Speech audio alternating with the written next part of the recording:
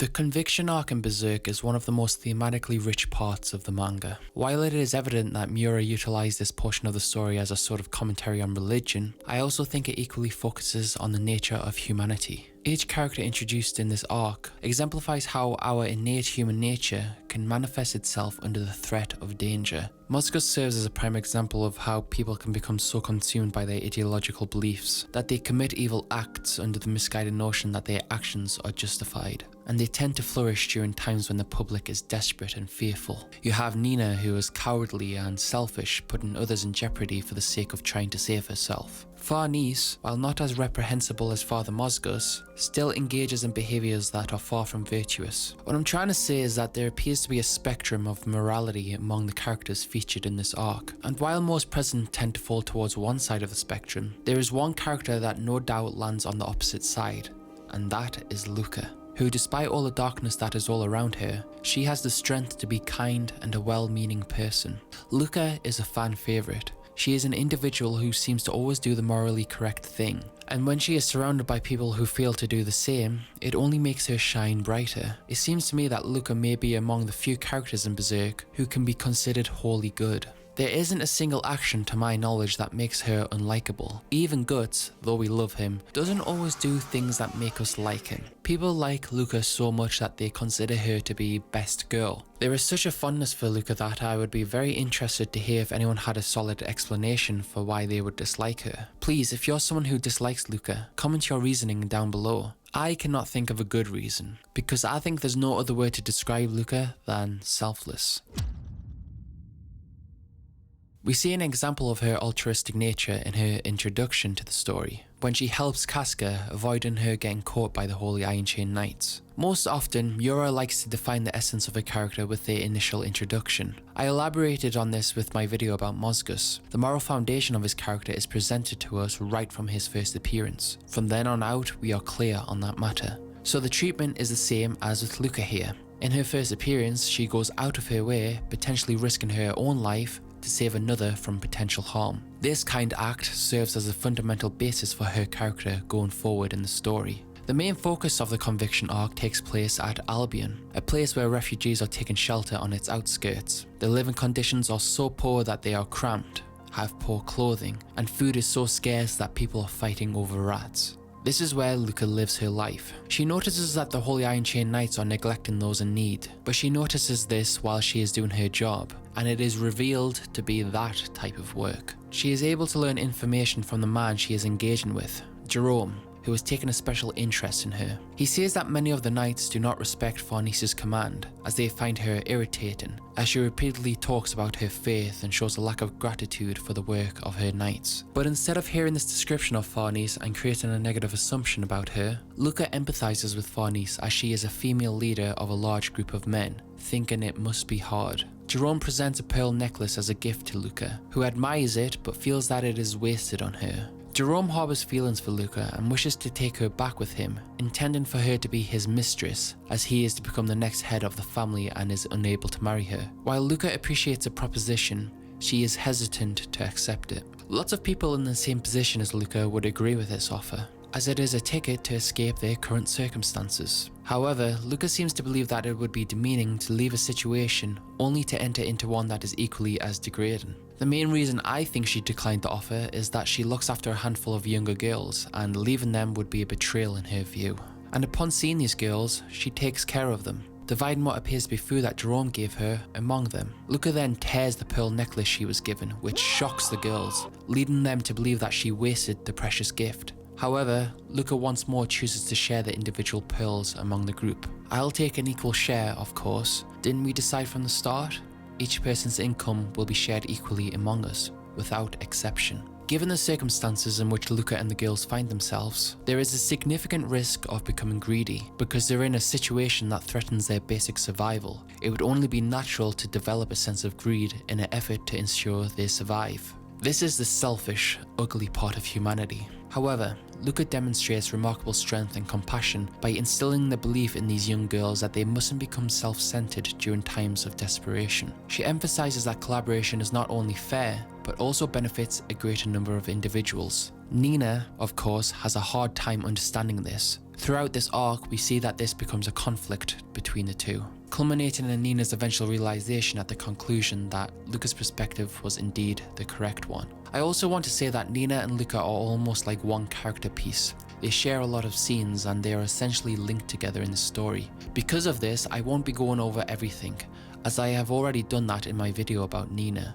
If there is something you think I have missed, I have very likely already mentioned it in that video, which goes through many more elements of the story than this one. As Luca is talking to the girls, she says this: "We're prostitutes. It's a job that's at best shunned and scorned by society." I find it both fascinating and deserving of respect that Kentaro Miura chose to portray a prostitute as one of the few truly good characters in the whole Berserk story, never mind just the conviction arc. It is often the case, both in fiction and our society, that such individuals are looked down upon. They are perceived as dirty and are viewed as a person just full of lust. We tend to overlook the circumstances that have led them to their current situation. Many of these individuals do not take great joy in their work, and for various reasons, believe they have no other options. In fictional depictions, prostitutes are typically characterized as one-dimensional, lacking in intelligence, sometimes addicts, and are often represented either as repulsive or just some eye candy. However, this is where Kentaro flips it, because Luca and Nina are both pretty three-dimensional. They subvert our cognitive bias and offer a refreshing perspective. Thus, this line serves not only as a recognition of their self-awareness, but also as an assertion from Miura that he is not going to go down the stereotypical route of portraying these people.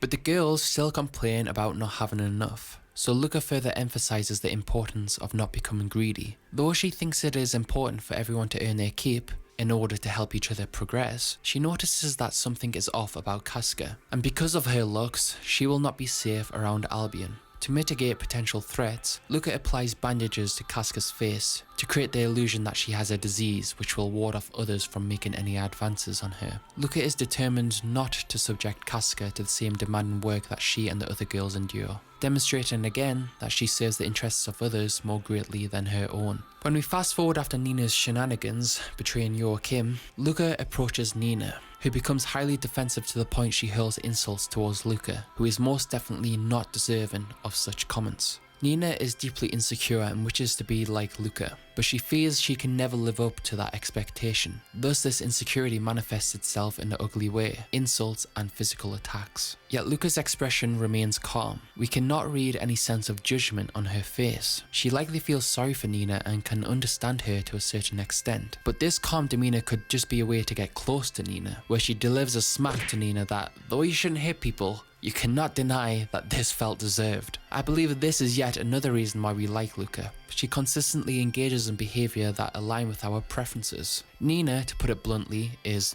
nuts, and we find ourselves disapproving of nearly every action she takes. However, I cannot recall of a single instance where Luca has overstepped her boundaries or acted in a manner that I would find objectionable. But don't be mistaken, what Luca is doing here isn't meant to be her hurting Nina for the sake of it. This is more akin to her being a mother given a spanking punishment, trying to make the young girl realise the error of her ways. By the way, spanking doesn't work and there's plenty of evidence of why that is, so just don't do it. Eventually, Nina does apologise, where we immediately see the tender side of Luca that illustrates she cares about Nina when she hugs the young girl and expresses her worry about her. Her caring nature is carried through when they return back to their camp, where Nina says that they should think about ditching Casca to avoid getting caught by the Holy Iron Chain Knights. Luca responds, she will not abandon Casca to ensure her own and the rest of the girls' safety. Yes, this would take the suspicion off them, but Luca believes it is simply not right to abandon someone in the idea of helping yourself out. This simple exchange here shows the contrast between Nina and Luca.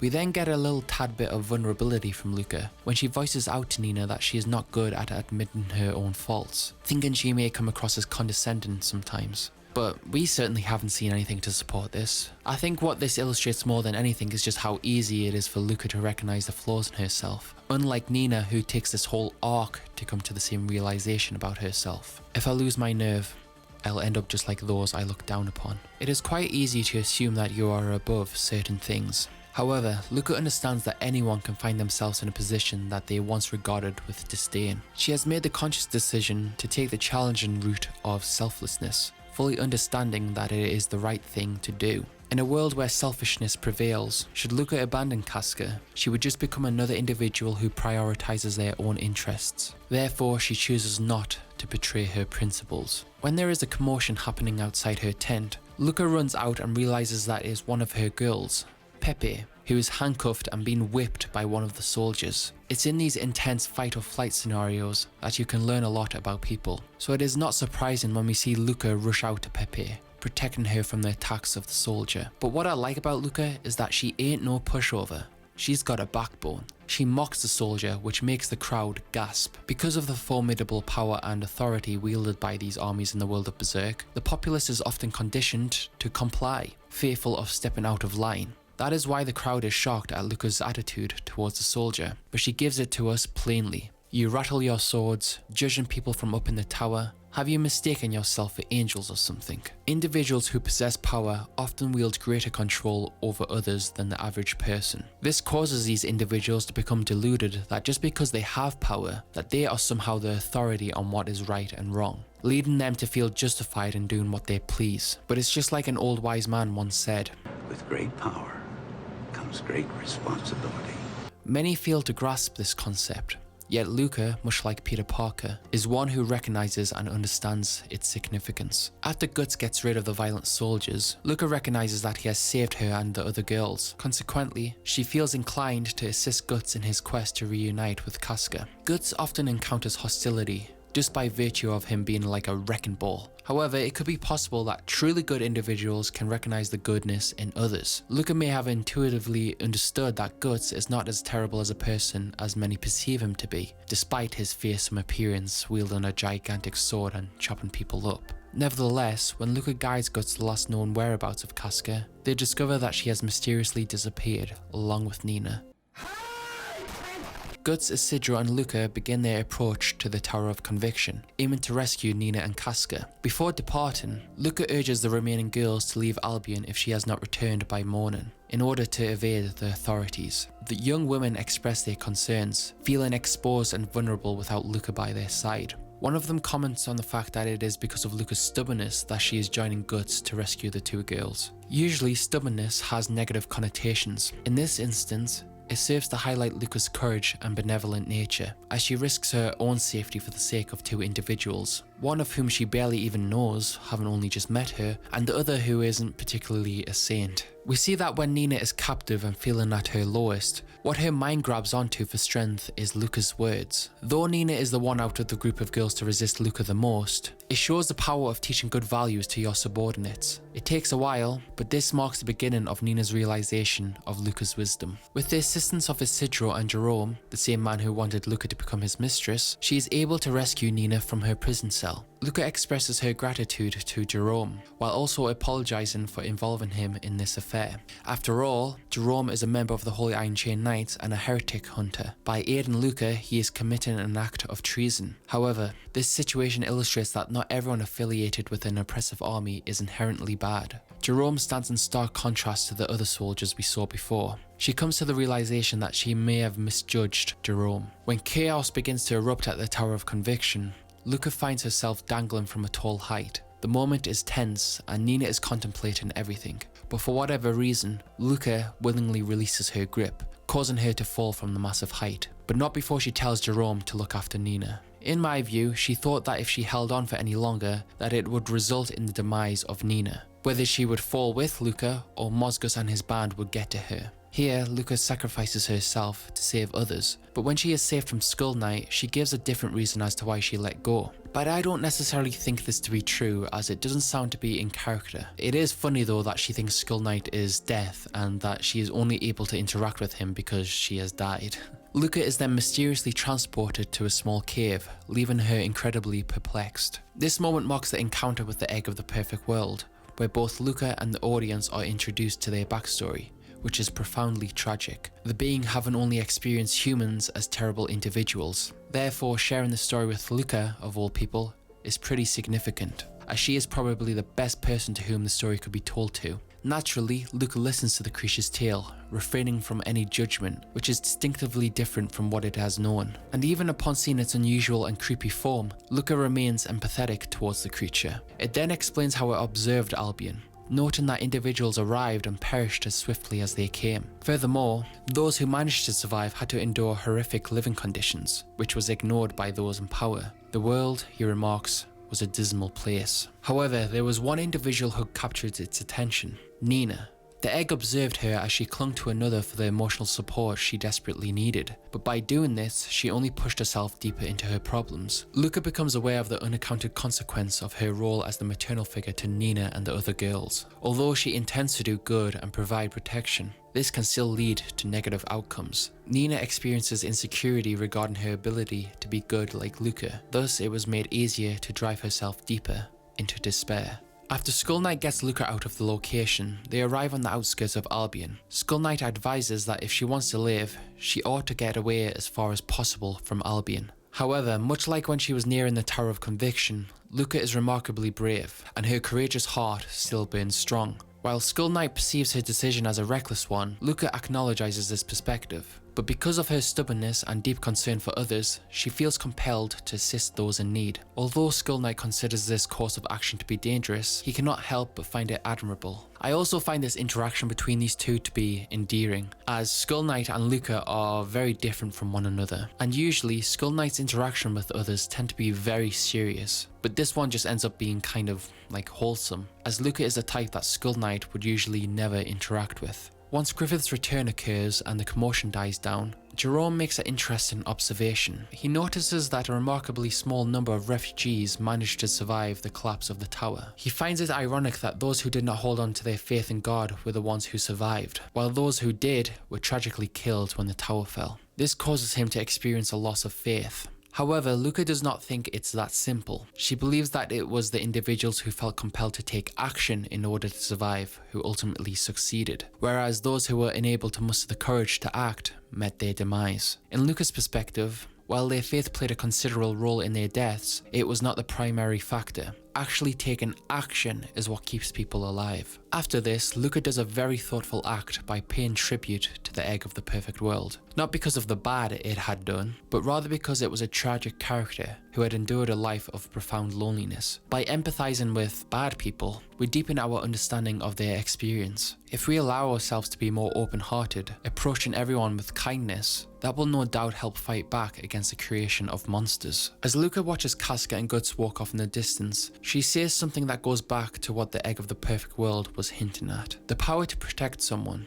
and the power to be with someone are different. The power to protect someone, which Luca and Guts abide by, while this notion may initially appear commendable, it can also lead to negative consequences. As illustrated by the Egg of the Perfect World, this concept can foster a power imbalance, wherein the weaker party becomes reliant on the stronger one. In Nina's situation, this dependency breeds feelings of bitterness and resentment towards Luca. On the other hand, the power to be with someone isn't about exerting influence over another's existence. It embodies a relationship where both individuals stand on equal footing, striving upwards. This way, the dynamic is healthier, primarily centered on collaboration. This sentiment is finally understood by Nina, and it is what ultimately drives her to leave Luca, the protective dynamic, and go with Joachim, as the two can build their own life together. Luca lets Nina make her own decision, and though she might be fearful of what could happen to her, she is satisfied with Nina taking her life in a better direction. And that's the last we see of Nina, and many of us assume the same for Luca. But 158 chapters later,